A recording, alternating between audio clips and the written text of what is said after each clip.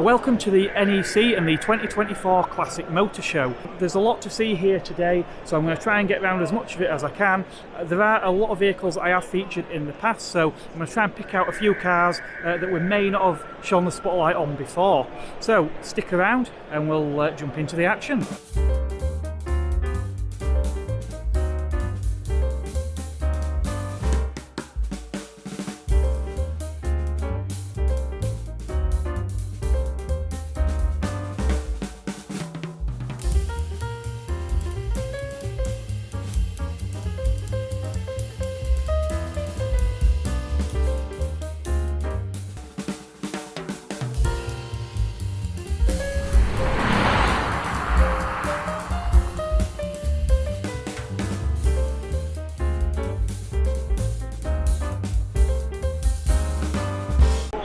I was wandering around the halls here at the NEC and I stumbled across a name that, I'll be honest, I'd almost forgotten about, and that name was Quantum.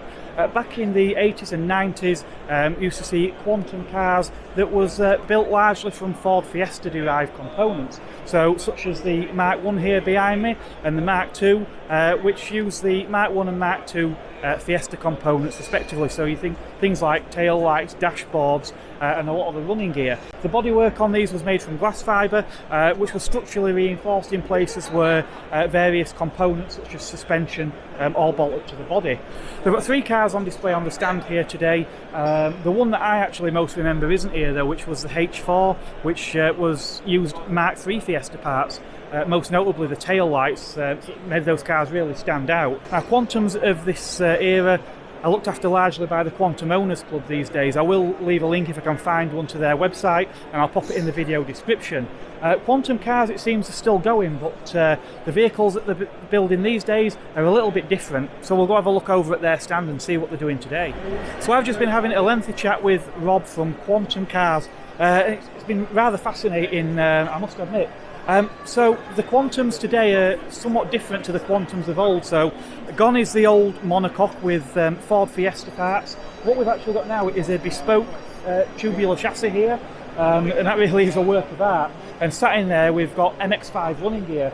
So there's some suspension components, engine, transmission, that's all MX-5, chassis, and a lot of the panelling, that is all Quantum's work. So on top of that tubular chassis you've got a glass fibre body, but it's just a beautiful, beautiful car, and I love how you can actually see the exposed chassis rails inside there. Now if you wanted to go buy a D-Type or any other car that looks like this, well, you're probably going to be talking telephone numbers. Now I'm told that if you're quite handy, pick up the right donor car, you could build one of these cars from as little as around £12,000.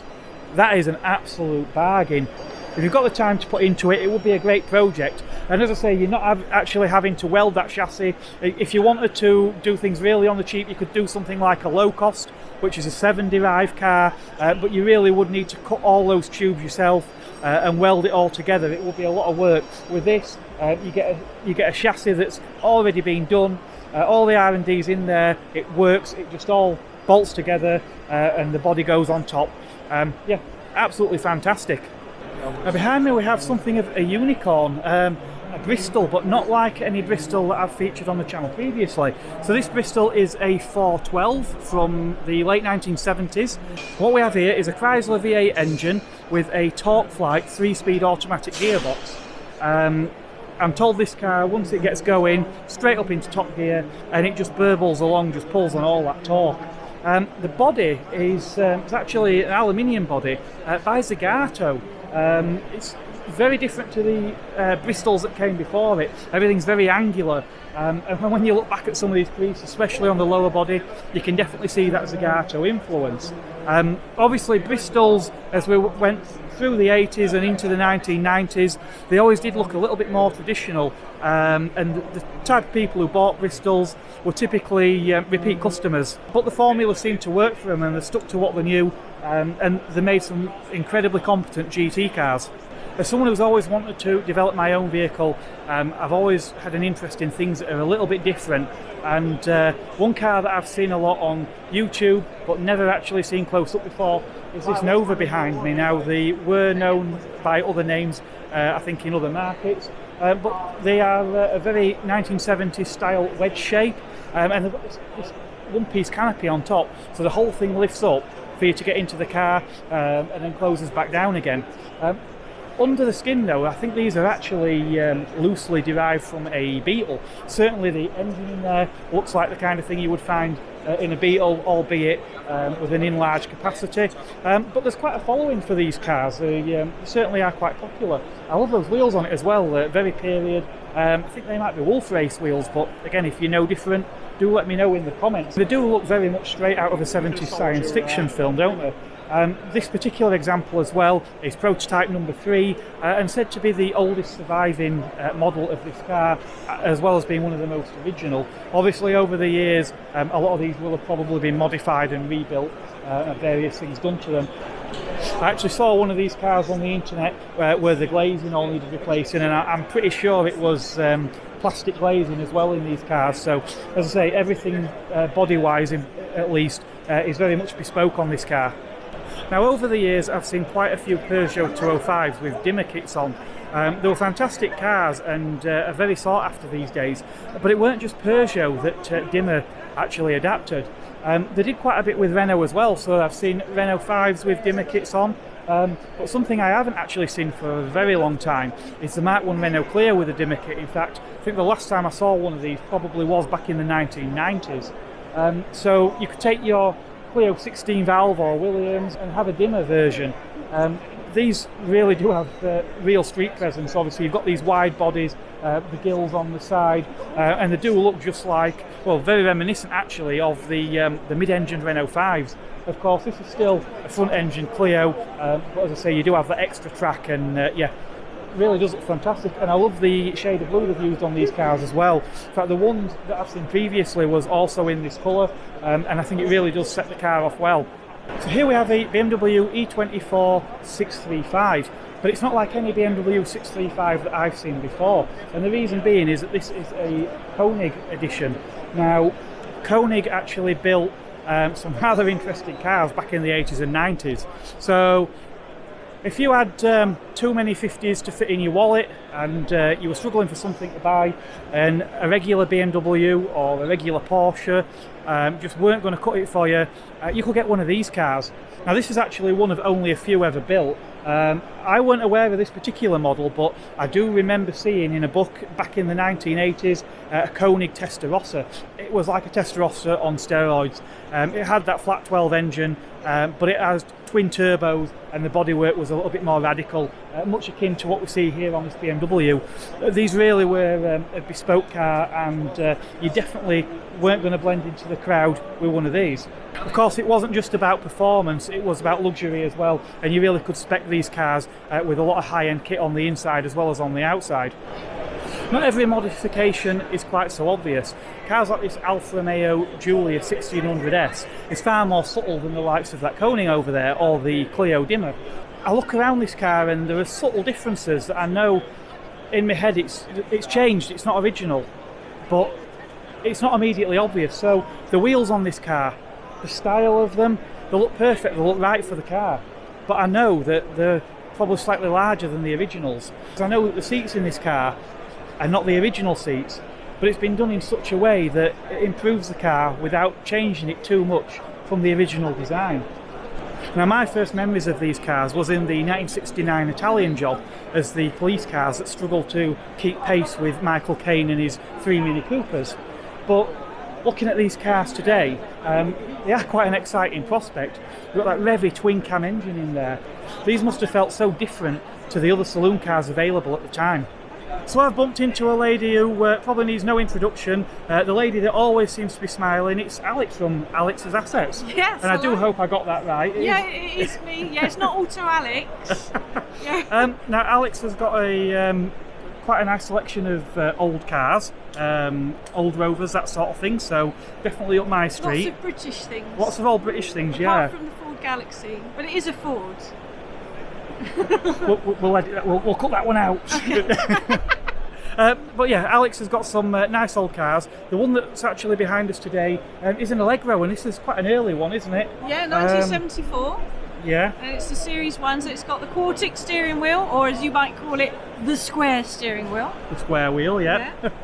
And this car you were saying is quite original, isn't it? Yeah, it is, yeah. One lady owned it from new before me, obviously. I didn't have it from new.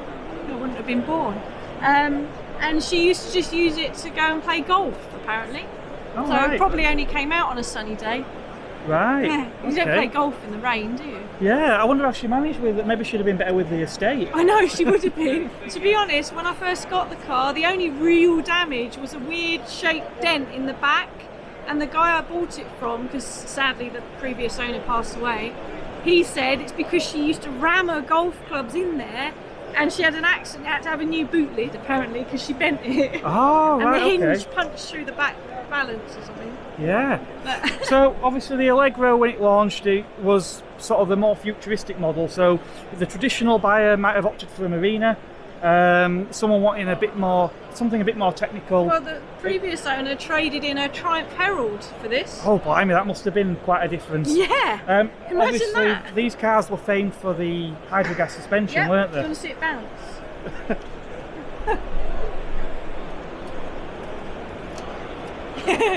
One-armed bounce. You wouldn't do that with my Rover. No, definitely not. I did try it once and it's just solid.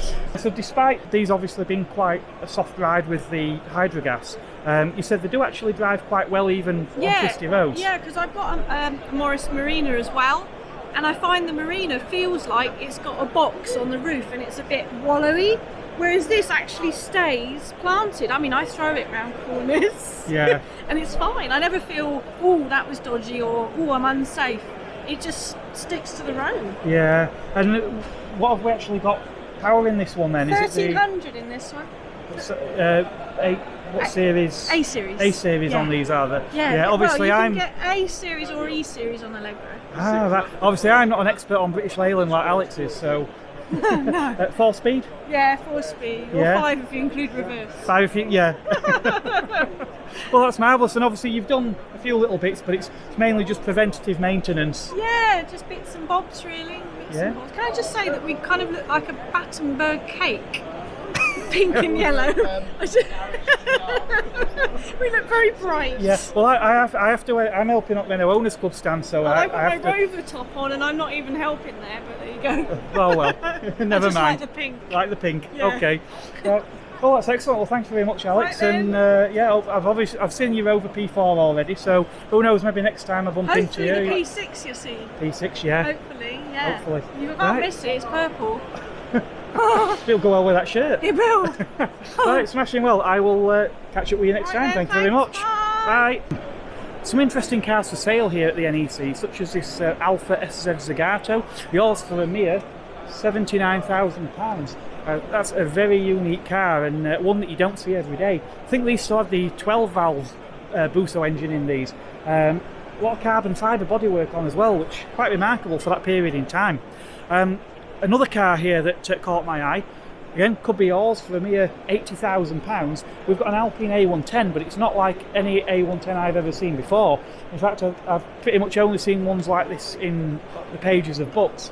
So this is quite an early car, a 1965 first series Alpine A110. Note the single headlamps as opposed to the usual quad lights. The wheels are different as well. Certainly the rear track looks a lot narrower on this car than it did on those later ones. Again, engine, I've seen ones with 13 and 1600 engines before. This one's an 1100cc engine. So yeah, very, very different to cars I've seen in the past. I can pretty much guarantee if you had this car in your collection and you turned up at Cars and Coffee, well, you're not going to have anyone else turn up with one the same. But as I say, you'll need deep pockets at £80,000. So sadly this year saw the passing of Marcello Gandini, something of a legend at Bertone. You would struggle to argue which is his finest work. He's done so many iconic models over the years. Some of them you'll be aware of, and a lot of designs that you probably didn't even realise he had a hand in. One of my favourites though would probably be the X19. Now the X19, as I say, originally was a Bertone design. Early Fiat cars had the 1300cc engine and a 4-speed gearbox. Later on, the cars did go to a 1500 with a 5-speed gearbox, but those cars had the larger impact bumpers on, and sadly they weren't quite as pretty, although I do know a lot of people have either debumpered the cars or retrofitted them with the earlier smaller split bumpers. Whichever one you go for though, these are fantastic cars. They're known for being great cars to drive. They're not especially powerful. I think the 1500s are about 80 odd horsepower, 90 horsepower maybe from memory, and they do have a little bit more torque than the 1300s. As a horsepower wise, I think there's only about maybe 10 horsepower difference in there, but the cars are very well balanced. As I say, the engine has been moved back behind the seats, so it's a midship, and as I say, on a twisty B road, these are fantastic. A lot of modern cars will probably struggle to keep up with them, so only when you get to higher speeds that a more powerful car will start to come into its own. You also gained a tiger top with these cars as well, and it was quite a clever design because that roof panel lifted out and there's actually space under the bonnet to slide that top neatly out of the way, and there's actually still some luggage space below that roof as well, and again you've also got another luggage area at the back of the car, so it made these cars very practical, so quite economical, really did tick all the boxes. Trying to find one today, well, probably easier said than done, especially with the 1300s, so these cars are quite sought after. 1500s, I've seen the odd ones come up. I've not taken the plunge on one myself, but it's a car that's been on my list for probably the past 30 years. I remember becoming aware of these at some point in the 1990s and lusting after them as a teenager, so it's an itch that I really would like to scratch at some point. Now, I have sat in one of these cars, and to my relief I did fit, but I've never driven one, so if you've got an X19, whether it be a Fiat or even one of the later Bertone ones, obviously the very last cars were all badged as Bertones, and you would be willing to offer it for a review, drop me an email, markonmotoring@yahoo.com. Link will also be in the video description, because I would love to try and review one of these cars at some point. It's always nice to see a nice Lancia, and here we've actually got a Beta Spider, a car that I've seen in movies and on pictures, but not seen one close up. This car the styling is very reminiscent of that Bristol we've seen earlier, and with good reason. This is a Zagato design, so a lot of this coachwork, this line down the side, very, very similar to that of the Bristol, and the tail lights, I believe, are actually may even be the same units. A car I have seen before though that I like, the Lancia Beta Monte Carlo. So these were the mid-engined car, and if you've seen the recent film Race for Glory, Lancia versus Audi, the 037 loosely based around the Beta Monte Carlo, and where the story goes is the cars, they needed to build so many road cars for the homologation, and Lancia hadn't built enough. So what they did is the inspectors came and he walked around with his clicker and counted however many cars they had, and then they said, oh, no problem, the other cars are in another compound. Took them, he said, we'll go to the compound, went out, got stuck in traffic, took them for lunch, said we might as well go grab some food, wait while the traffic clears. And while they're sat having lunch, through the window outside you see a transporter going past with all the cars on, moving those cars to another compound. Then took the inspectors there, they counted all those cars and said, oh yeah, no problem, that's enough, and homologated the car for rallying. So, which yeah, I think is fantastic, and it's a story that you could only imagine coming from a manufacturer like Lancia. Now this Lancia behind me was actually developed in conjunction with Saab and Alfa Romeo and Fiat. The Lancia version was the Thema, but the Thema behind me is a little bit different to your average Thema, because this is an 832. And now why is that important? Well, the 832 has something rather special under the bonnet. We've got a V8 engine and it's a Ferrari derived unit in here. The car also got this little spoiler on the boot that pops up as well at speed, which is just a nice little touch. The interior again is quite luxurious, probably actually plusher than some of its sister cars. Now I don't tend to go googly-eyed very often over old Fords. Certainly I've said in the past I don't understand this blue oval tax, where people seem to pay an extortionate amount of money for a lot of old Ford models. But one car behind me here is one that even I can get quite excited about. So what we've got behind us is an RS200. But when I've seen RS200s in the past, they've actually been replicas. And you know, granted, someone's put the heart and soul into them, and they still do look fantastic. But then when you peer through the window and you see the dashboard from a Ford Fiesta, as I say, great looking cars, but just not quite there, not the real deal.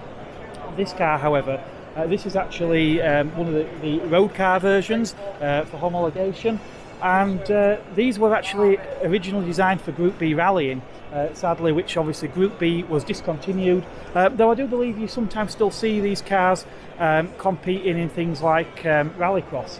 Now previously Ford had actually had the Mark III Escort, which they'd been developing for rallying, but that was scratched, and the car behind me is radically different. So this car is mid-engined.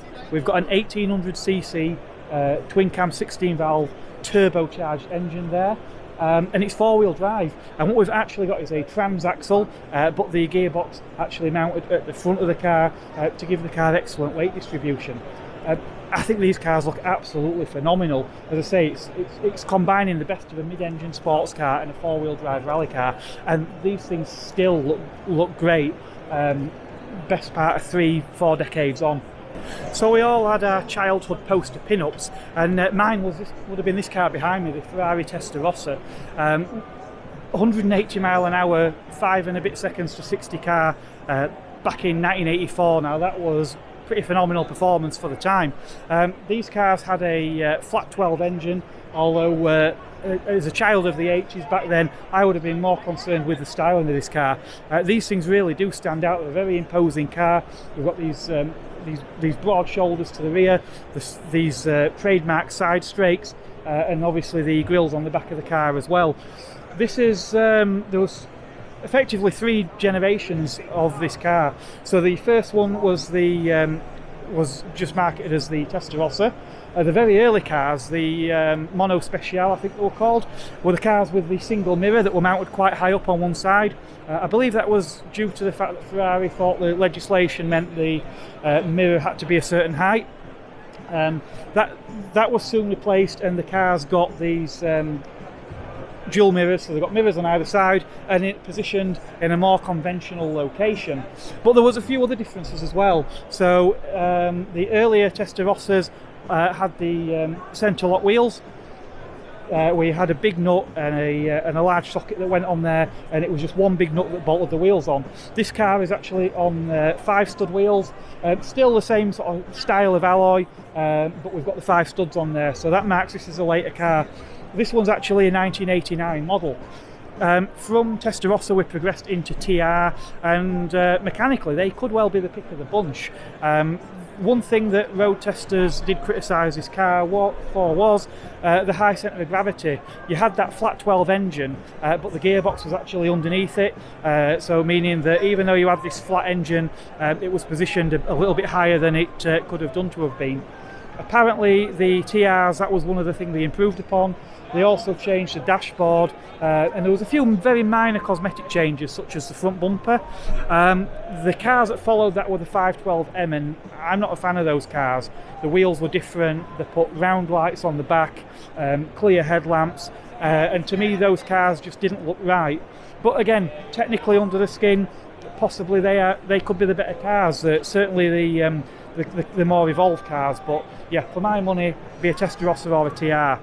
But I think I need to go and find something that's perhaps a little bit more within my price range. And sadly, even a junior Ferrari is not quite within my reach. Here we've got the 348, this one I think maybe a TS or GTS, because we've got this removable Targa roof. Now a friend of mine did actually own a Testarossa Berlinetta, the hardtop one, a number of years ago, and took me out for a ride in it, and I really enjoyed that. They were a great car, but again, the handling was sometimes criticised on them, but I didn't care. These things look absolutely phenomenal. The 355 is obviously the car that evolved out of this, and they had those cars had a 6-speed gearbox. The engine was reworked. There was a much more advanced car, but I do love the styling of these 348s. Again, we've got those side strakes just like on the much larger Testarossa. It's nice to see such a huge selection of motorcycles here today as well. Everything from old British bikes to scooters. Some nice Japanese motorcycles as well. VFR 400, that's a bike I really like the look of. Yamaha RD250. This one's actually the LC, the liquid cooled version, which sort of came at the end. Yeah, anyone who was sort of 17, 18 years old in the early 1980s or late 70s, the Yamaha RD was one of those bikes that everybody wanted, because you could ride a 250 on L plates back then, and with maybe a slight downgrade and a following wind, you could just about touch 100 miles per hour, which a lot of family cars couldn't do at the time. Small Hondas here, the CX. These were shaft drive bikes, and the ones I've seen in the past have been the ones with the round headlamps. Not necessarily the best looking bikes, but as I say, underneath a nice robust workhorse. Now, Honda did actually toy with turbocharging on their motorcycles back in the day. It's not something that you really hear much about, but the CXs we've got here, we've got CX650 Turbo. I've heard about these bikes, but I've not seen one before, and we seem to have a selection of them here today, which is great. Fantastic to see them. I really weren't expecting that.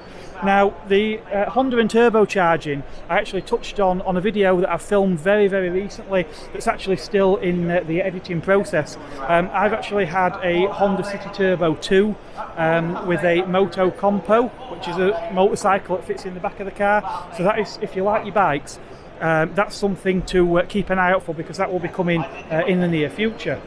So here we have what in my opinion is the prettiest generation of Corvette, the C2. So C2 Stingray.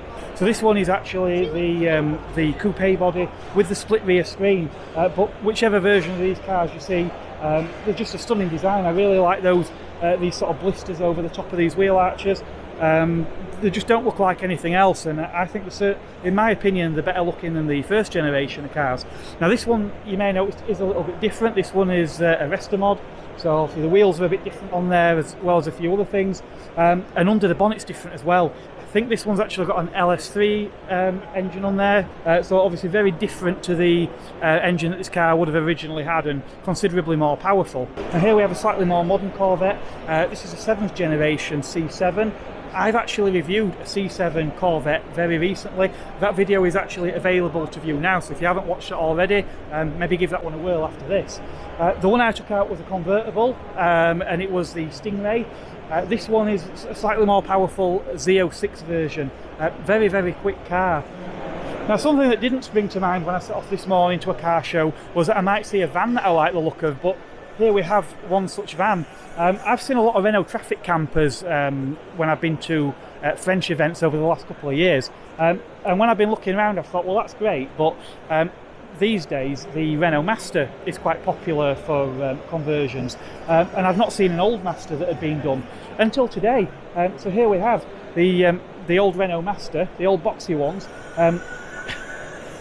pinnacle of 1980s design. Look how angular this thing is. It looks fantastic. And obviously this was a bigger van than the Traffic, so certainly lends itself to being a camper. So we've got a fairly standard roof height on here, but we do appear to have a slightly longer wheelbase, so makes for a really nice spacious vehicle. And yeah, it's definitely got that retro vibe about it. I think you could take this to probably a classic car show or a camper van type event, and I think it'd be quite well received. We've got 2CV GB behind me, a nice selection of 2CVs and AKs on there. We've even got a couple of Maharis as well, which are really interesting. I actually did an event with the local group up in Leeds, affiliated with 2CVGB, their Raid Tan Hill event at the start of this year, and I really enjoyed that. Probably one of my favourite events of the year. If you haven't watched it already, you may want to check that out actually, Raid Tan Hill. Citroen Car Club always have quite an impressive stand as well. We've got a CX on here, a nice bright yellow Visa. Something I haven't seen on their stand before though is a C3 Pluriel. Now these cars were perhaps not the largest commercial success. I remember these cars being around, so what you actually had was a sort of a convertible model, but these roof rails actually removed, and you could make the car completely open, or you could leave those in and just have the roof rolled back, a bit like on the DS3 or on the Fiat 500C. But yeah, like I say, these cars just never really took off, and sadly that means that you don't really see them anymore. This one's got quite an interesting paint scheme on as well, so it's good to see that here, and I really do like how Citroen Car Club have got this set up. So on one side they've actually removed this rail entirely, so you can see this car completely open, and on the other side of the car they've left the rail in place, so really good to demonstrate how this all sort of works. Opposite Citroen we've got Club Peugeot UK. Always have a nice selection of cars. In fact, last year I interviewed Ian from the club, who gave us a tour of some of the vehicles that they had. They've got a nice selection of 205s on here today, which are obviously ever popular, but this car behind me in particular really stands out and breaks the mould somewhat. I saw this car over a year ago at Beaulieu. This is a 205 Griffe. Now this particular car is actually one of one. Because the Griffe, they were left-hand drive, they were never officially sold in the UK, except for this car that was imported in by Peugeot in a right-hand drive model. So we've got all the Griffe specification with the green paint, the anthracite coloured wheels, the leather interior. Yeah, it was imported into tester water, but they never proceeded to sell these officially in the UK. Now at some point in the car's life it became a demonstrator for Clarion.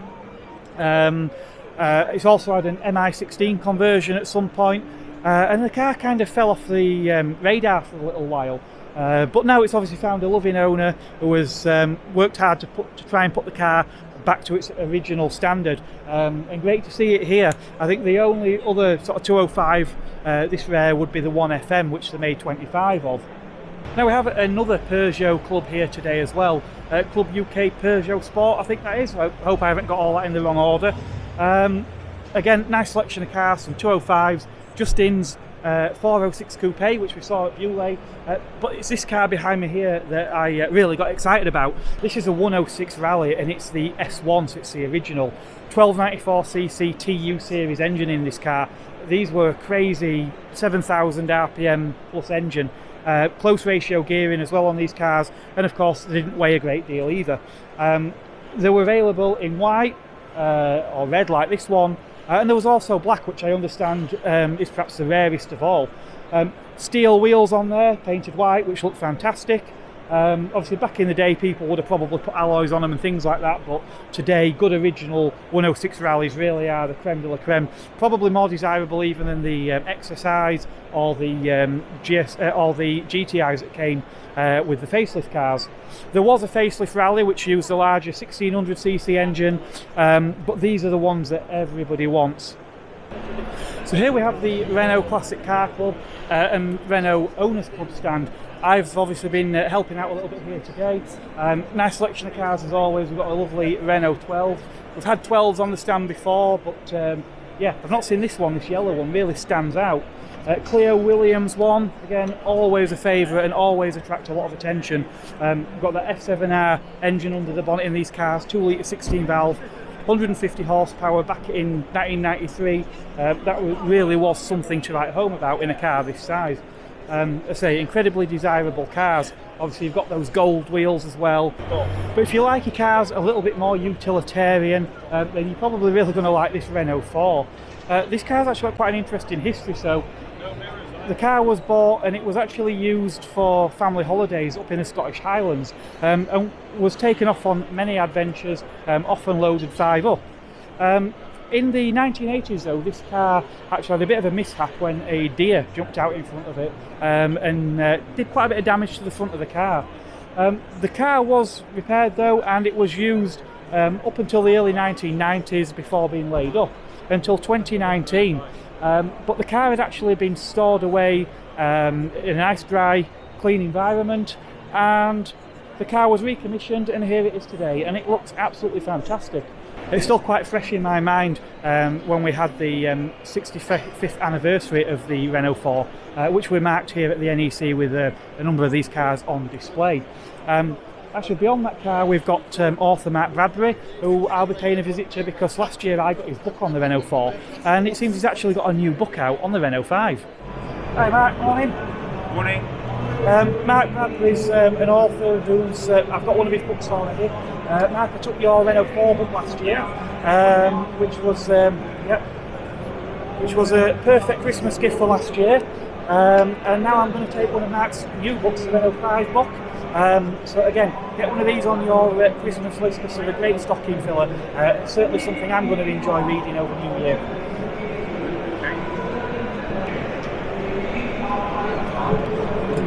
There you go, Mark. That's great, Mark. Thank you very much. Excellent. Thank you. Now, there's quite a bit going on with Renault 5 at the moment, with the new model being due on sale here in the UK next year. Of course, we do like to have a nice representation of Renault 5s on the club stand. So we've got this Mark 1 Renault 5, this one being a GTL and in a 5-door as well. But this is not the only Renault 5 we've got on here. 40 years ago, Renault replaced the 5 with the Mark II, often known as the Super 5 or Super Sang. Such as this car behind. Now, I've got a bit of a history with the Mark II Renault 5 because I grew up with these cars. This one behind me is actually what's known as a Phase 2. So the car had a very minor restyle in the late 1980s, and this was the result. So the bumpers were a little bit different and the grille, but overall the body structure the same as the original car. Now, this car is from a little bit later on. The Clio by this point probably weren't that far off coming out in the UK, and Renault revised the range a little bit and we got a lot of models badged as Prima. This one is actually a Prima automatic. These are quite a nice spec car, so you've got the 1397cc engine in there, but you've got the 3-speed automatic transmission, but to all intents and purposes from the outside looks very similar to the GTS that came before. So you've got the chrome inserts in the bumper, we've got the Prima style wheel trims that actually survived in these cars right up until the very last models, the Campus Primas. Dashboard and everything look very much like GTS, the door cappings as well. The seats actually I believe were similar to those on the GTX, so again quite a nice specification for a Renault 5. Of course, times do change, and we've had a bit of an absence of Renault 5. We've actually had the best part of over 3 decades of Clio now, and we've obviously had the Renault Zoe EV. Now we have the new Renault 5, the electric version. Controversial in some respects, obviously. I know a lot of people are not totally on board with EVs. Renault seem to have put a lot of thought into this car. So we've got a multi-link rear suspension. They've also done quite a bit to try and get the weight down, and I think this car is actually a bit lighter than the current Renault Zoe EV. Some of the Motor Impress now have started to review these cars and have said they do drive quite well, and I believe they're also going to be quite competitively priced as well. I've heard around £25,000, although I've not seen any figures set in stone just yet. This particular car is in, I believe it's called Pop Green. I'll be honest, it's probably my least favourite colour, but another one of our club members who I spoke to this morning said it's his favourite colour, and if we were going to buy one it would definitely be in the green. So again, quite divisive.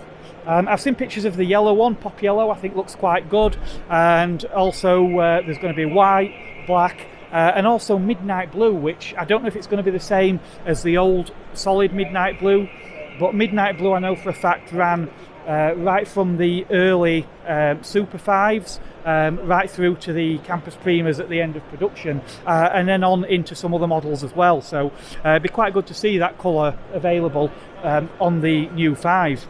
So these cars are a 5-door only body, although like with the Zoe and Clio, the rear door handles are mounted up high near the rear glass in grey, so they do sort of blend into the car a little bit, make it look more like a 3-door. Renault have tried to capitalise on the heritage of this car quite somewhat with the elements of styling, things like the headlights, this pad on top of the bonnet, which is supposed to look like the grille that was on the top of the bonnet on the original car, but on here it's actually got a charging status indicator. Charging incidentally comes through a port on the side of the car, not through a badge that pops out like on the front of the Zoe. Got these sort of box arches on here, a little bit reminiscent of the old Mark 1 Renault 5 Turbo and Turbo 2, and you've obviously got a little bit where it sort of flares out around that light there as well, which again is reminiscent of the old mid-engine car. This line that runs across the back of here reminds me very much of Supersank, and obviously tail lights again reminiscent of the first and second generation cars. Now these cars actually come with 18-inch wheels as standard across the range, and I did wonder if that was to conceal the size of this car, and indeed when I saw Johnny Smith review this car, who's a good 6 foot plus, I thought that does look quite a tall car next to him. I'm about 5'9", 5'10", as you can see, roof line up to here, so quite a tall car for what's essentially meant to be a city car. But as I say, styling wise, see it stood on its own, it's quite a good looking car I think. Put it next to the originals though, and it does look quite a bit larger. In fact, even the Supersank, I think it does dwarf considerably. But I'm sure that if Renault market this car right and get the price right, and it drives as good as I hear it does, I think these cars will sell out. In fact, I think this could be the iPhone of cars, much like the Fiat 500 and the R50 Mini before it. I think it's going to be one of those cars that people who are not really into cars are going to see it and they're going to want one, without a doubt. I think Renault have potentially got a real success on their hands here with this car. Now I can't remember all the stats on the Renault 5, so I might pop some stuff up on screen. From memory, I think there was going to be 3 power outputs available on the car, of which we were going to get the 2 higher powered ones in the UK, around 120 and 150 horsepower, or the equivalent of.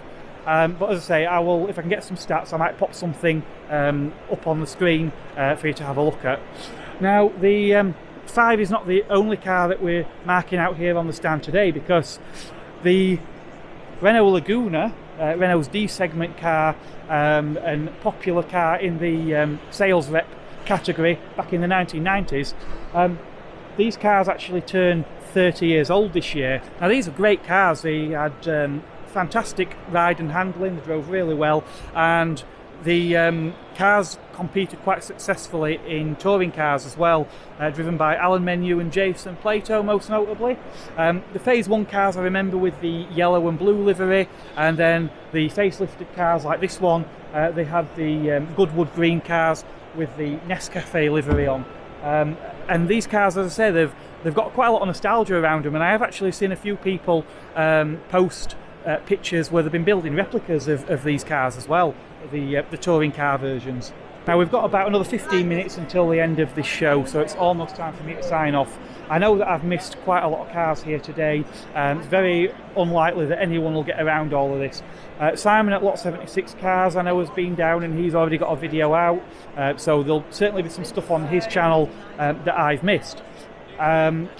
If you have got a day of your life to invest in watching and you do want to see every car that was here, well, I think the only channel you're probably going to find that on is Lloyd Vehicle Consulting. Joseph Lloyd will have done his shambolic shuffle again, and he'll have filmed probably over 20 parts of around half an hour a piece. And as I say, he will have got every single car that's here today, so if you've got the time to sit and watch, by all means do check those out. I don't expect there'll be many more events now this year, but there is still some videos to come, so I've got some car reviews already filmed that will be coming very, very soon. I'm actually editing a video that is due to go out soon to channel members of a Japanese import Honda City Turbo 2 with a Moto Compo motorcycle that fits in the boot, so that's definitely something a little bit different different, and you may want to check that one out. Channel memberships are available from as little as £2.99 a month, so by all means do check those out.